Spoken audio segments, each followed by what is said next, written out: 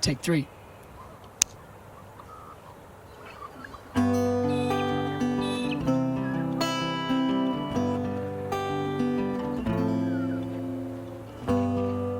You and your mama breathed as one. Gave you birth and your first breath. Now go and make it true, you're a miracle. Witness life begin and end. Shine in the darkness and know that Mama will feed you, Papa will sing. Don't you worry about a thing. Mama will feed you, Papa will sing. Don't you worry about a thing.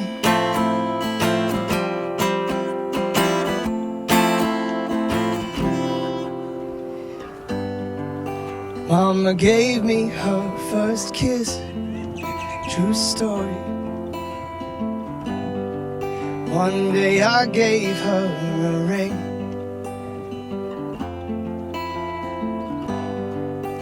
We made vows that we would love like these, truthful, vivid, endless.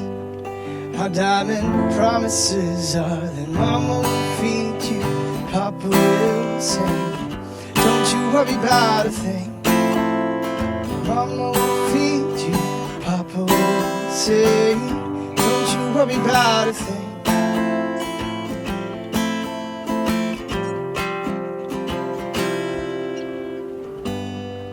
Mama soothed you when you first cried. Long before you knew your name. Tears of fiercest joy and deepest pain. Well, they run down your face the same. So cry courageously and know that Mama will feed you, Papa will sing. Don't you worry about a thing. Mama will feed you, or Papa will sing. Don't you worry about a thing.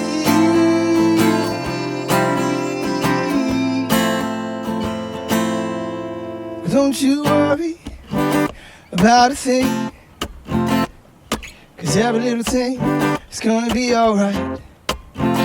But don't you worry about a thing, 'cause every little thing is gonna be alright. It's gonna be alright. It's gonna be alright.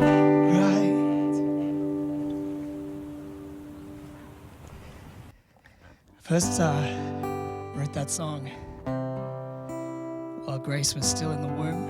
I would sing to Annie while she was pregnant.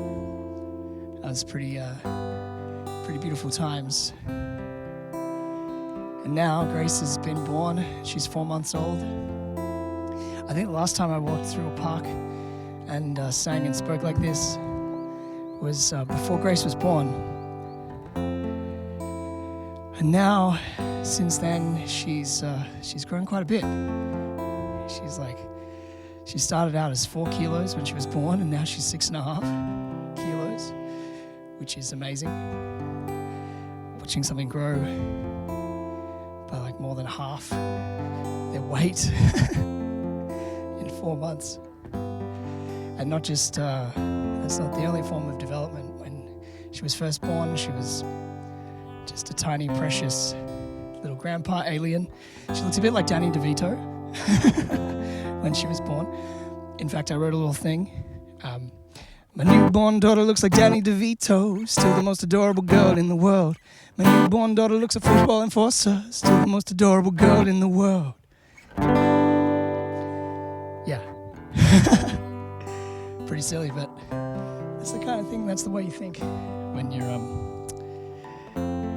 becoming a parent. Singing songs is wonderful to a tiny newborn. She responds beautifully to it. And yeah, it's truly extraordinary experience. Annie gave birth without any drugs at all, which is absolutely amazing. the day after she gave birth, well, in fact, the day that she gave birth, we took her home and my mum and dad came round. We had a glass of wine and I had a few glasses, and the next morning I was feeling a little bit dusty and I needed to take some Panadol, and I realised these headache tablets are more drugs, more pain relief than Annie had when she was giving birth, which is pretty crazy. Mad respect to Annie, to Mama Smoke, and to all the women who go through childbirthing. It's an incredible process to witness. And we realize we're very fortunate that Annie was able to deliver a natural birth. It wasn't without its pain and complications afterwards, but families don't really get to choose how their children are born. Sometimes we've heard lots of friends who have had unfortunate and difficult circumstances surrounding their birth, and we're very, very fortunate in many, many ways to have a beautiful, healthy baby, beautiful, healthy child that's growing, and to see her go from just kind of randomly flailing, randomly cackling and wailing, to now attempting to babble with purpose, like in response to what we say, and grabbing things with purpose, like my beard and Annie's hair and just anything that's within reach, successfully. Really see a consciousness starting to switch on, and it gives you a great appreciation for the process of life-giving and child rearing and birthing, and there's really no other way to appreciate that fully except through having a child, I feel. I've been talking to people about it, and I've been saying it's like the difference between reading a history book and being at the place that's being written about. You can know on paper that you're a baby and that your parents raised you, and on paper being a baby means that you shit yourself and you wee all the time and you cry, you're hungry, you wail for no reason as well. And every grown human would cop to that and say, yeah, absolutely, I did that. I was a baby. But it's only when you have a child in your life, when you have a baby in your life, that you realize what that actually means. Not on paper, but in the real world. It's like going, the difference between reading about World War I and being in World War I, except it's not some gruesome horror show of history. It's also some of the most beautiful and joyous moments that you'll ever share with another human being. When a tiny baby starts to laugh for the first time, when she rolls over, when she grabs things. These don't feel like extraordinary accomplishments, but they do mean a great deal when you've seen a tiny human not be able to do any of it. And the amount of love that you feel is completely indescribable.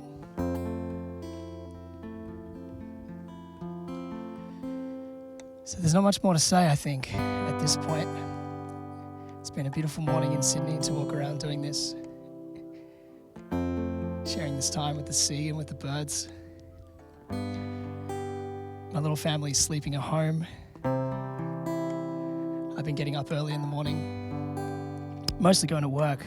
Fortunately, this morning I have a later start, so I got up at the crack of dawn, as I usually do, but I had a bit of time to get out of the house, strap on a camera and go and do a little bit of singing. And really what that song is about is the knowledge that whatever happens in life, we're going to take care of our own.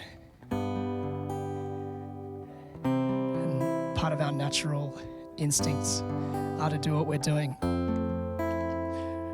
Mama is feeding baby Grace.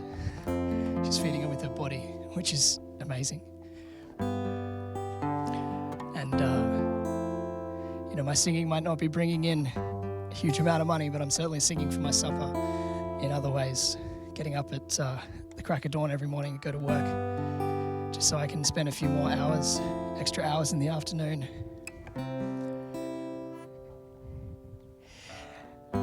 And lots of my friends who are artists worry about having a kid and how much time they'll lose, which is, a valid concern.